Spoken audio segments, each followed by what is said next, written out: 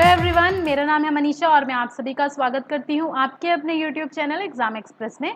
तो सपनों के साथ और अपनों के साथ आइए मिल करके इस नए सफ़र की शुरुआत करते हैं। तो दोस्तों, जितने भी स्टूडेंट्स हैं जिनका क्वेरी था कि मैम नॉन टेक की प्रिपरेशन कैसे करें, कौन से बुक हम पढ़ें ताकि हमारा श्योर सिलेक्शन हो जाए DFCCIL में, तो इस वीडियो में आप सभी लोगों के लिए बताऊँगी कि कौन सा बुक आप पढ़ सकते हैं और कौन सा बुक मैंने पढ़ा था अपनी प्रिपरेशन के टाइम पे। ठीक है, तो लास्ट तक बने रहिएगा और वीडियो अच्छी लगे तो लाइक कर दीजिए, शेयर कर दीजिए दोस्तों के साथ, और चैनल को सब्सक्राइब नहीं किए हैं तो चैनल को सब्सक्राइब कर दीजिए और बेल आइकन प्रेस करना ना भूलें ताकि जितने भी अपडेट्स और नोटिफिकेशन है वो सबसे पहले आप तक पहुंच सके। ठीक है, तो बच्चा, जैसे कि आप सभी पूछ रहे थे कि कौन से बुक पढ़ें, तो वीडियो स्टार्ट होने के पहले, बुक बताने के पहले मैं आप लोगों को कुछ इन्फॉर्मेशन देना चाह रही थी।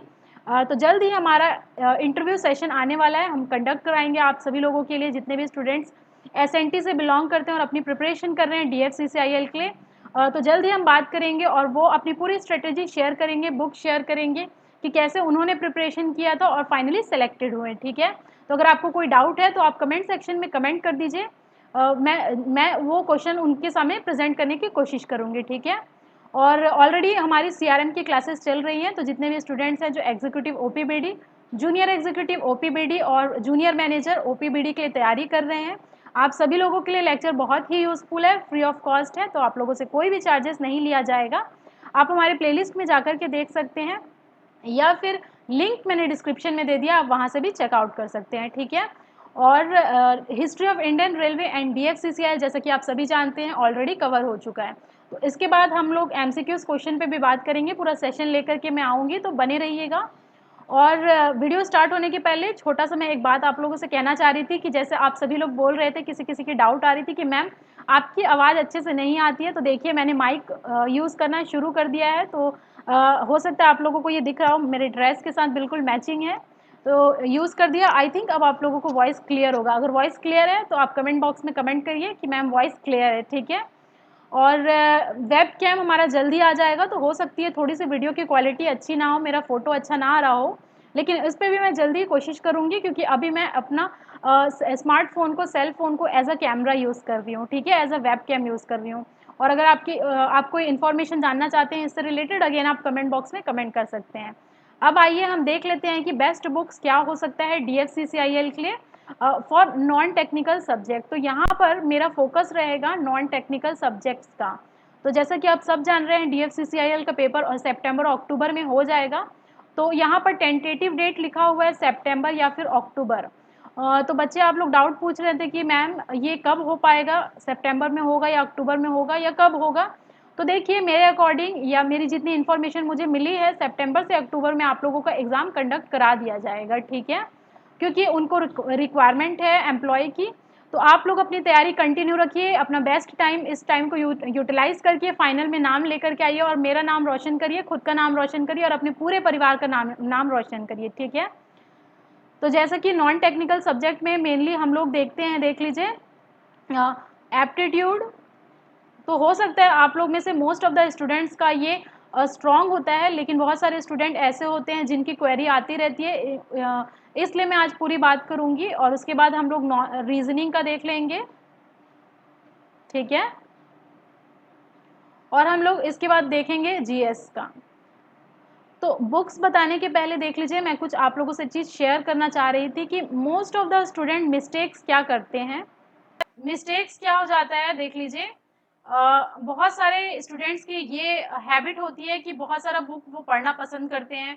ठीक है, बहुत सारे बुक मल्टीपल सोर्सेस के वो ज़्यादा भागते हैं। ठीक है, multiple sources in the sense RS Agarwal भी खरीद लिए, किरण पब्लिकेशन भी ले लिए, राकेश यादव का भी ले लिए, और अगर कोई एप्टीट्यूड की बुक उन्हें अच्छी लगी मार्केट में तो वो भी खरीद लिए, रीजनिंग की भी ऐसे 10 बुकें खरीद लिए। ठीक है, वैसे GS का भी बुक खरीद लिए। तो देखिए बच्चा, आप लोगों को ये एडवाइस है कि आपको अगर एक सेलेक्टिव स्टडी करनी है, आपको अगर एग्जाम 100% श्योर क्रैक करना है, तो आप लोगों को ये मिस्टेक बिल्कुल नहीं करना है। और मैं चाहूंगी कि अगर कोई बच्चा मुझसे पढ़ रहा है, मेरे पढ़ाए हुए वीडियो को देखता है, तो कम से कम आप ये मिस्टेक ना करें। देख लीजिए बिल्कुल, क्योंकि इसमें बहुत ज़्यादा टाइम वेस्ट होता है मल्टीपल सोर्सेज की तरफ। कंटेंट देखिए लगभग आप लोगों को हर बुक में सेम मिलेगा। तो क्योंकि मेरी भी हैबिट होती थी स्टार्टिंग में बहुत ज़्यादा मैं बुक पढ़ना पसंद करती थी, बहुत सारी बुक एक ही सब्जेक्ट के ले करके मैं यूज़ किया करती थी, ठीक है।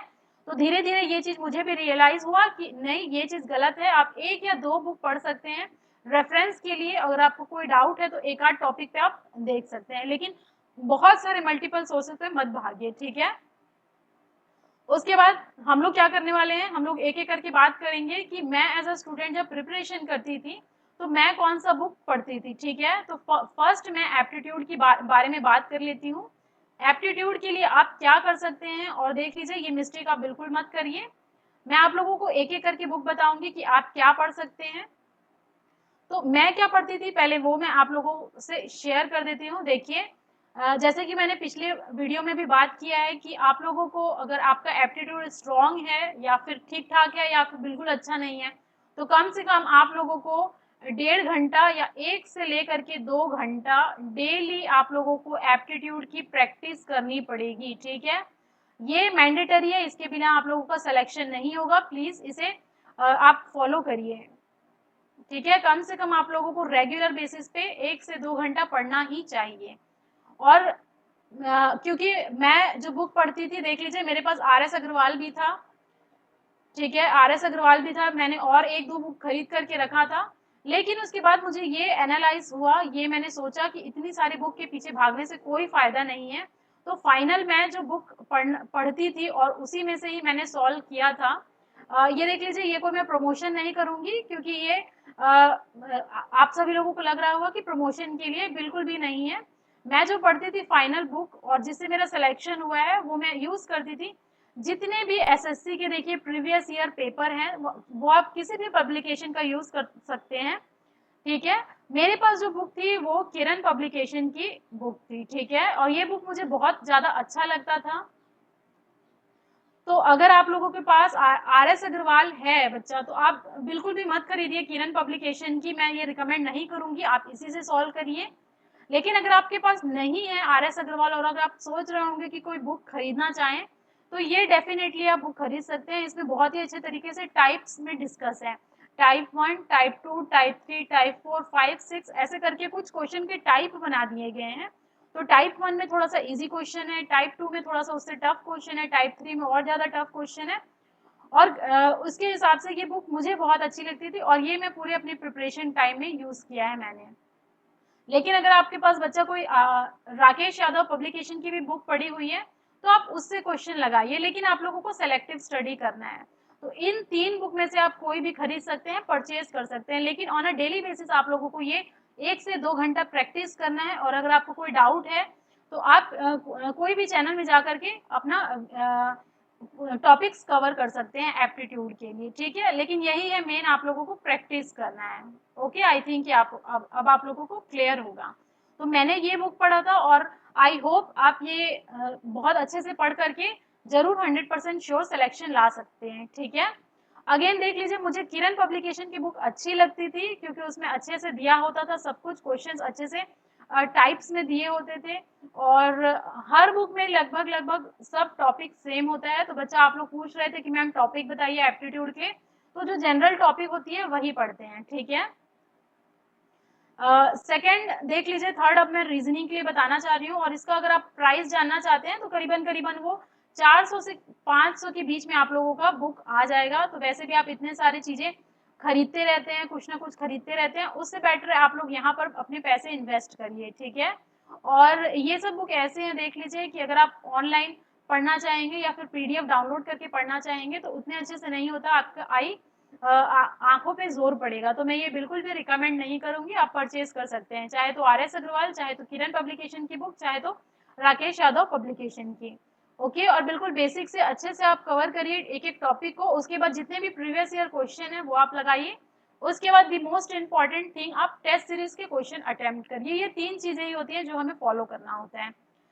रीजनिंग के लिए देख लीजिए बच्चा, मैंने कोई भी बुक यूज नहीं किया था, सिर्फ और सिर्फ मैंने किरण पब्लिकेशन की बुक यूज की थी रीजनिंग के लिए और इसका भी प्राइस लगभग लगभग 450-500 के बीच में है।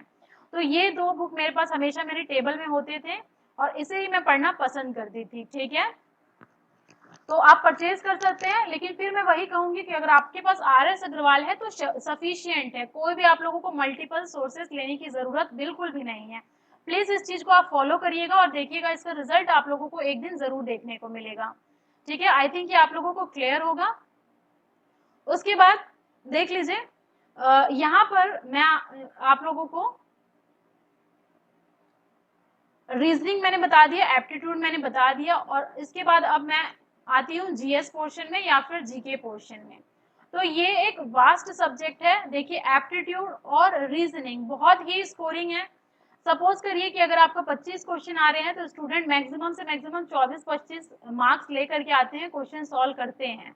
और ये मैं कह रही हूँ कि आप लोग भी प्रिपरेशन करें उसी लेवल, उसी हद तक, उसी शिद्दत से, तभी आप लोगों का श्योर सिलेक्शन होगा।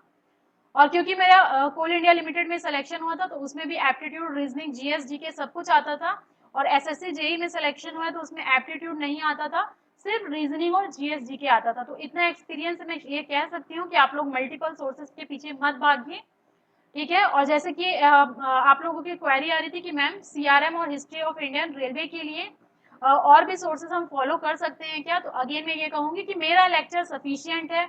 आप अच्छे से देखिए, रिवीजन करिए। ये नहीं कि आज लेक्चर देखे और उसके बाद भूल गए, फिर 3-4 महीने बाद लेक्चर खोल के देखे तो समझ में बिल्कुल नहीं आएगा आप लोगों को। अच्छे से रिवीजन करिए, पीडीएफ में ऑलरेडी प्रोवाइड कर देती हूँ, उसको पीडीएफ लेकर के पढ़िए, लेक्चर अच्छे से देखिए, और 100% मैं गारंटी देती हूँ कि आप लोगों का सिलेक्शन होगा, फाइनल में नाम लेकर के आप जरूर आएंगे। तो जीएस और जीके के लिए अगर आप डीएससीसीआर के पर्टिकुलर पढ़ना चाह रहे हैं तो आई थिंक लूसेंट एक ऐसी बुक है जो मोस्ट ऑफ द स्टूडेंट के पास होती है और आप लोगों के पास भी होगी।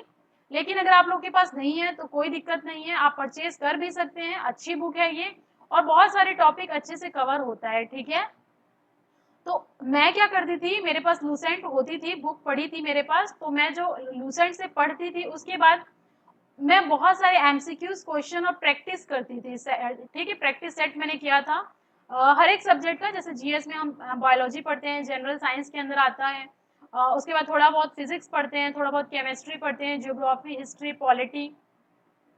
तो एक्चुअली मैंने थोड़ा नोट्स भी प्रिपेयर किया था, पॉलिटिक्स का मेरे पास अच्छे खासे नोट्स थे, पॉलिटी के, जनरल साइंस के, तो वो सब मैंने पढ़ा था। लेकिन लूसेंट के पढ़ने के बाद फिर से जितने भी एसएससी, यानी कि एसएससी कहने का मतलब सिर्फ जूनियर इंजीनियर का नहीं है, एसएससी सीजीएल है, एसएससी सीएचएसएल है, एसएससी जेई है, ठीक है, एसएससी सीपीओ है। तो ऐसे एसएससी के बहुत सारे एग्जामिनेशन होते हैं जिसमें बहुत सारे अच्छे अच्छे क्वेश्चन आए होते हैं, उसी को मैं पढ़ती थी। और फिर से मैं ये किरण पब्लिकेशन का ही पढ़ती थी क्योंकि मुझे अच्छा लगता था ये पब्लिकेशन, तो इसका भी मेरे पास बुक था। तो ये 3 बुक मैं पढ़ती थी, हमेशा मेरे टेबल में होता था।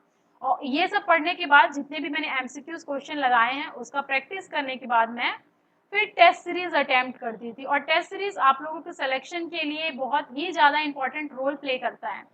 तो ये मैं बुक्स पढ़ती थी, आप परचेज कर सकते हैं। बिल्कुल भी आप लोगों को ये सोचने की ज़रूरत नहीं है कि मैम ये अच्छी बुक है या नहीं है। अगर आपके पास अगेन कोई और पब्लिकेशन की बुक है तो वो आप पढ़ सकते हैं। मैंने ये फॉलो किया था और मुझे अच्छा लगा था, मैं अपने एक्सपीरियंस से कह रही हूँ। ठीक है, और उम्मीद करती हूँ कि आप लोगों की प्रिपरेशन बहुत अच्छी चल रही होगी और अच्छे से मन लगा के आप पढ़ रहे होंगे। जितने भी स्टूडेंट हैं जो टेक्निकल का इंतजार कर रहे हैं, हमारा सेशन जल्दी जल्दी आ जाएगा, क्योंकि आप देख पा रहे हैं कि हमारा सेटअप भी तैयार है और पेन टैबलेट के थ्रू मैं पढ़ा रही हूँ आप लोगों को, और आई होप आप लोगों को ये सेशन अच्छा लगा होगा। ठीक है, तो अगर आपको कोई और डाउट है तो आप कमेंट बॉक्स में कमेंट कर सकते हैं। थैंक यू वेरी मच, मिलते हैं हमारे नेक्स्ट वीडियो में।